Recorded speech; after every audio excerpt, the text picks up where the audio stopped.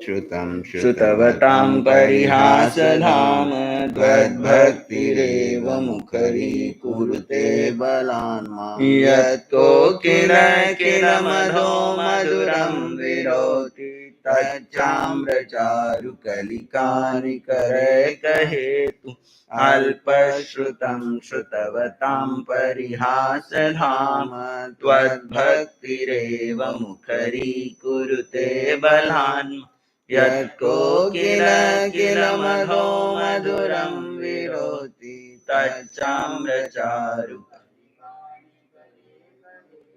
अल्पश्रुतं श्रुतवतां परिहासधाम त्वद्भक्तिरेव मुखरीकुरुते बलान् यत्को किल किल मधो मधुरं विरोति तच्चाम्रचारुकलिकानिकरे कहेतु।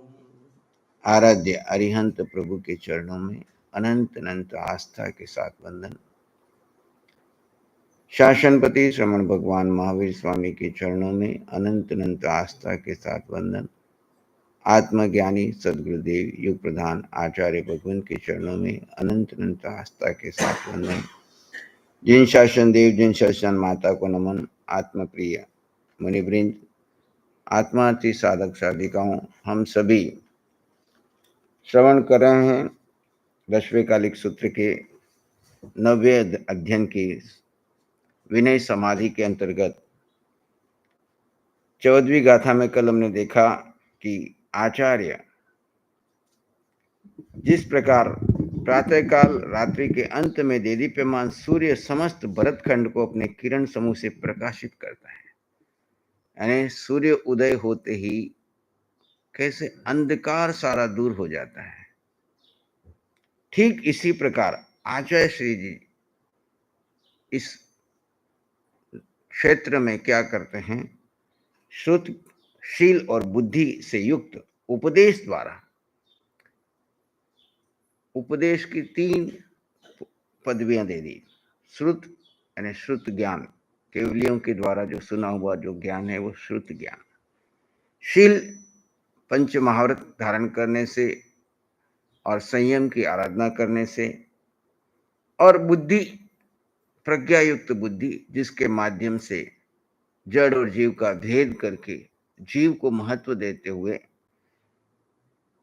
उस उपदेश के द्वारा, अब उपदेश किसे कहते हैं इस लाइन में समझिए। उपदेश के द्वारा जीवादि पदार्थों के स्वरूप को यथावत प्रकाशित करते हैं। जैसे सूर्य आने के ऊपर यहाँ पे जो जैसा है वैसा आपको प्रकाशमान दिख जाता है, ऐसे ज्ञान के प्रकाश में जीवादि पदार्थों के स्वरूप का आपको आभास हो जाता है। अब जीवादि पदार्थ इस लोक में है ही, आचार्य श्री कोई नया नहीं लाके दे रहे, लेकिन ज्ञान के अभाव में हम अज्ञान में जीव को अजीव माने बैठे हुए थे। जो हमारा नहीं है उसको अपना मान के बैठे थे, जो अपना नहीं है उससे मोह करके बैठे, जो अपना है उसको हम क्या करके इग्नोर करके बैठे। जो अपना है उसको तो महत्व नहीं दे रहे, जो पराया है उसको अपना मान बैठे हैं और उससे ही सारा समय दे रहे हैं और अपना समय व्यर्थ कर रहे हैं, और साथ में और क्या कर रहे हैं, कार्मन शरीर का उपार्जन कर रहे हैं, कमाई कर रहे हैं, खूब मेहनत कर रहे हैं। कोई व्यक्ति यहाँ पे देखो आप, सदमस्त व्यक्ति सुबह उठने से लेके रात को सोने तक और रात को नींद में भी 2400 घंटे कमाई कर रहा है। ऐसा नहीं कि नहीं कर रहा है, कोई फालतू नहीं बैठा हुआ है, पर कौन सी कमाई कर रहा है अशोक जी? कौन सी कमाई कर रहा है? कौन से शरीर को बढ़ा रहा है? 3 शरीर में से उदारिक, वैक्रिय, कार्मन, कौन से शरीर बढ़ा रहा है? और कार्मन शरीर किसका कारण है? मोक्ष का कारण है कि 4 गति का कारण है? अब अज्ञान के अंधकार में हम सभी कार्मन शरीर को बढ़ाते हैं और 4 गति की यात्रा करते हैं, और प्रार्थना किसकी करते हैं आचार्य श्री के आगे आके कि हमारी 4 गति का अंत हो जाए, हम मुक्त हो जाएं, हम 24 घंटे आनंद में रहें, सुखी रहें, यहां भी रहें और आगे भी रहें। आचार्य भी यही चाहते हैं आप सुखी रहो, और आप भी यही चाहते हैं, पर अज्ञान के अंधकार में हम कर क्या रहे हैं? विपरीत कर रहे हैं। जिसमें सुख का अभाव है वहां तो हम सुख ढूंढ रहे हैं। सुख का अभाव किसमें है बताओ? और सुख कहां है? सुख का अभाव किसमें है और सुख कहां है? पुद्गलों में सुख का अभाव है और सुख जीव में है, गुण है जीव का। लेकिन 24 घंटे हम पुरुषार्थ किसका कर रहे हैं? पुद्गल का। पुद्गल को साता मिल जाए इसके लिए सुबह से शाम तक कमाई करते हैं, माल इकट्ठा करके लाते हैं, और उस माल इकट्ठा करके लाते क्या घर में? पुद्गल लेके आते हैं। अर्थ आया तो पुद्गल ही आया ना, साधन लाए तो पुद्गल लाए, सामान लाए तो पुद्गल लाए, और वो सारा पुद्गल घर में लाके किनको देते हैं? होम मिनिस्टर को। अब वो बेचारी 24 घंटे वो पुद्गल को संभालने में लगी रहती है।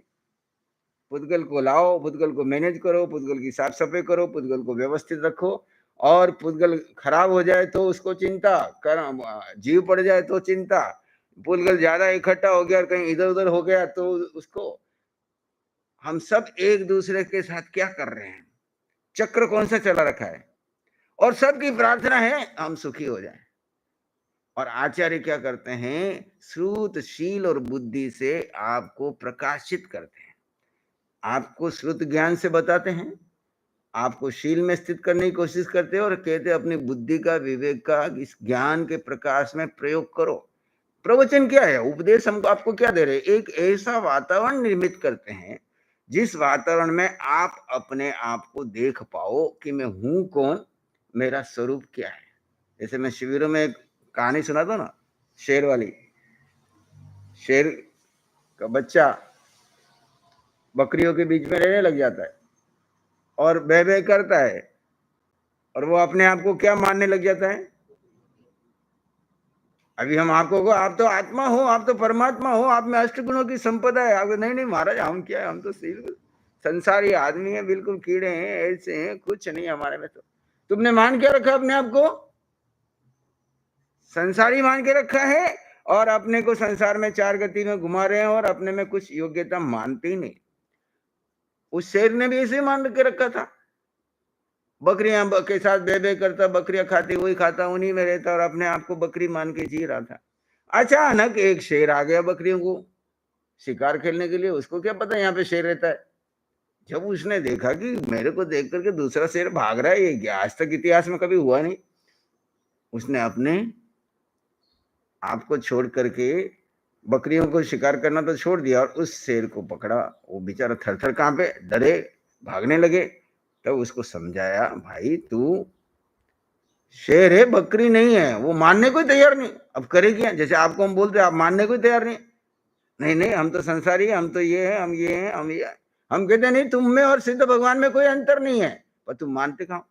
मान भी लिए तो ऊपर ऊपर से बुद्धि से मान लिया, फिर अंदर में तो अवचेतन मन में तो जो अपना व्यक्तित्व मान के रखा है, अपने आप को जो संस्कार में मान के रखा है, वही मानते हैं, और 24 घंटे उसी के एक्शन में रहते हैं, उसी को लेकर के चिंतित और चिंता रहते हैं।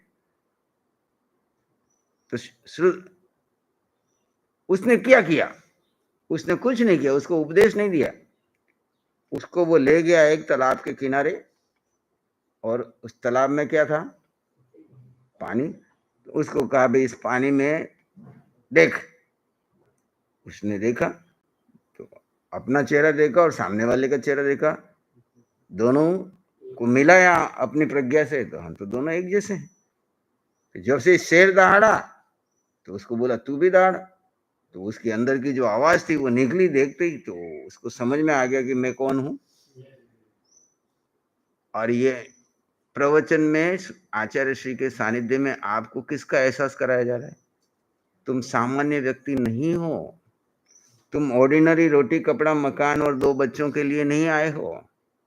तुम वही शुद्धात्मा भगवान हो जो अनंत सिद्ध हुए हैं। वो भी एक दिन ऐसे ही यात्रा कर रहे थे।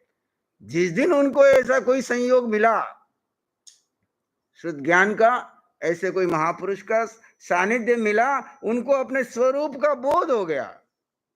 आपको यहाँ पे क्या कराने के लिए बुलाते हैं? स्वरूप का बोध प्राप्त कर लो, मैं हूं कौन ये तुम जान लो। अपने ज्ञान के प्रकाश में तुम अपने आप को खुद आईने में देख लो। हमारे हमारे कहने पे मत मानो, तुम अपने अनुभव से ध्यान के प्रयोग क्यों करा रहे आचार्य भगवान? कोई ध्यान करने से कोई उनको कोई विशेष डिग्री मिल रही है? ध्यान में और है क्या है? ध्यान के अंदर में उस ज्ञान के प्रकाश में, आत्मज्ञान के प्रकाश में आपको अपना स्वरूप दिखता है, और पर रूप क्या है वो भी दिखता है। पर और स्व का भेद जब आपको हो जाता है तो आपको बोलने की जरूरत नहीं कि पर को पर बोलो, स्व को स्व बोलो। आपके अंदर से समझ आनी बढ़ जाती है। सबसे जरूरी क्या है? आपकी समझ बढ़नी। समझ जब तक नहीं बढ़ती है तब तक व्यक्ति चार गति में घूमता है। आता है ना आलोयना में, समझ समझ कर गया जीव अनंता मोक्ष। समझना है।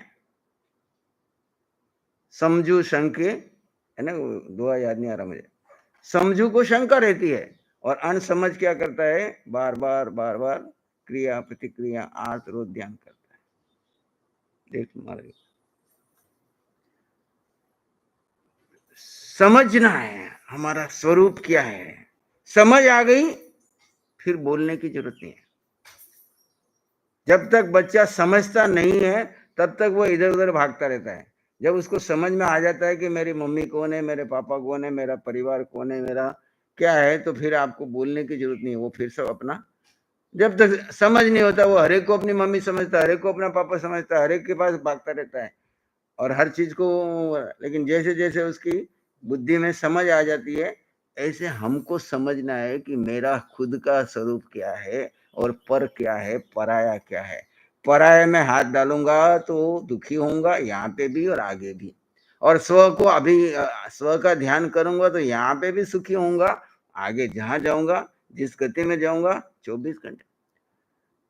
फिर कर्म आएंगे, लेकिन उन कर्म को महत्व नहीं दूंगा, उनके साथ चिपका नहीं पैदूंगा, उनके साथ आसक्त क्रिया करने को कोई मना नहीं कर रहे। भगवान की वाणी में बार बार आता है कि क्रिया से हमारा कोई विरोध नहीं है, चाहे वो शरीर की क्रिया है चाहे संयम की। क्यों नहीं विरोध है? कभी सोचा आपने? क्रिया करने वाला कौन? क्रिया करने वाला कौन? शरीर है। और शरीर पे अपना कोई अधिकार है क्या? जीव का शरीर पे कोई अधिकार है क्या? बताओ। क्योंकि जीव तत्व अलग है, शरीर तत्व अलग है। अब शरीर में होने वाले परिवर्तन में जीव कोई दखल अंदाजी कर नहीं सकता, क्योंकि पूर्व प्रारब्ध कर्म के अनुसार जैसा शरीर बना है, जैसे शरीर पे कर्म निकल निकल करके आने वाले हैं वो आएंगे ही। उसको कोई रोक नहीं सकता, ना आचार्य महाराज रोक सकते हैं, ना अरिहंत भगवान रोक सकते हैं।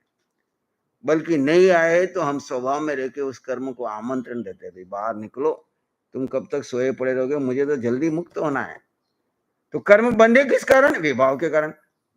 मुक्त कब होंगे? स्वभाव के कारण। अब जीव स्वभाव में स्थित रहे, बस काम इतना सा करना हमको कि चाहे कुछ हो शरीर के ऊपर। शास्त्रकार कहते हैं कर्म सिद्धांत के अनुसार एक कर्म भी आप इधर से उधर नहीं कर सकते। किया क्या भगवान महावीर ने? देवता विनती करने गए थे कि आप थोड़ा सा आयुष बढ़ा दीजिए। भगवान महावीर ने आयुष बढ़ाया क्या? क्यों? वो बढ़ा ही नहीं सकते। उन्होंने कहा अनंत तीर्थंकरों में कोई तीर्थंकर में शक्ति नहीं है कि वो किसी कर्म के अंदर में दखल अंदाजी करे। आयुष कर्म जितना है उतना ही रहेगा, उसको ना कोई तोड़ सकता है ना कोई जोड़ सकता है। हम कितनी प्रार्थना करते हैं, हे भगवान मेरी आयु लंबी कर दे, हे भगवान मेरे को जल्दी से उठा दे। ना तो वो उठाता है ना वो तुम्हारी आयु। ये सब खोटी प्रार्थना है, मिथ्या प्रार्थना है। भगवान के चरणों में एक ही प्रार्थना है कि मुझे स्वरूप का बोध हो जाए और मैं स्वरूप में स्थित रह सकूं। ऐसी मेरी शक्ति जो मेरे पास है, कितनी है हमारे पास शक्ति? अनंत शक्ति है, उसका तो हम यूज ही नहीं कर रहे हैं। हम यूज किसका कर रहे हैं? पुद्गल की शक्ति का। और प्रार्थना किसकी है? पुद्गल की शक्ति और मिल जाए, और मिल जाए, और मिल जाए। क्या करोगे पुद्गल की शक्ति इकट्ठा करके? पहला दूसरा ध्यान करो। बोलो, जिनके पास भी जितना ज्यादा पुद्गल का संसार बढ़ रहा है उनको कौन सा ध्यान बढ़ रहा है? आत्म ध्यान, क्रोध ध्यान। और जिनके पास आत्मा की शक्ति बढ़ रही है, स्वरूप का बोध बढ़ गया, क्षय संकित हो गई, केवल ज्ञान हो गया, उनको कौन सा ध्यान बढ़ रहा है? ये प्रत्यक्ष को प्रमाण देने की जरूरत नहीं। आप देख रहे हो आचार्य भगवान जैसे जैसे अपनी साधना में आगे बढ़ रहे, शायद संकेत को प्राप्त करके उनका ध्यान कौन सा बढ़ रहा है? समाज की ओर बढ़ रहा है कि पुद्गलों की ओर बढ़ रहा है कि नाम की ओर बढ़ रहा है कि प्रतिष्ठा की ओर बढ़ रहा है कि चार गति में पूरे भरत क्षेत्र में विचर किया हूँ ऐसी बढ़ रहा है कि वो एकांत और अपनी मस्त आत्मा की साधना में लीन हो रहे हैं? बोलो, आप भी यहाँ पे इतने सालों से देख रहे हैं। वो अपने को महत्व देते, किसी को महत्व नहीं देते। ठीक है, उदय कर्म के दिन कोई व्यक्ति सामने आ गया तो उसको वो बच्चे की तरह मुस्कुरा के बोल भी लेते हैं, बात भी कर लेते हैं, लेकिन अंदर से अपने में मस्त रहते हैं, किसी से कुछ लेना देना नहीं। बच्चे के साथ बच्चे हैं, बड़े के साथ बड़े हैं, साधु के साथ, और सबको क्या कहते हैं? तेरी कृपा है। अब कितनी विनम्रता! इतने बड़े आचार्य जिनकी कृपा से सारा वातावरण चल रहा है, इतना बड़ा संघ चल रहा है, लेकिन वो हम जाते हैं तो कहते हैं तेरी कृपा से बढ़िया। हम कहते आज भगवान आपका प्रवचन बोल छोड़ता है, बोले तेरी कृपा से। भगवान की कितना विनम्रता है आचार्य भगवान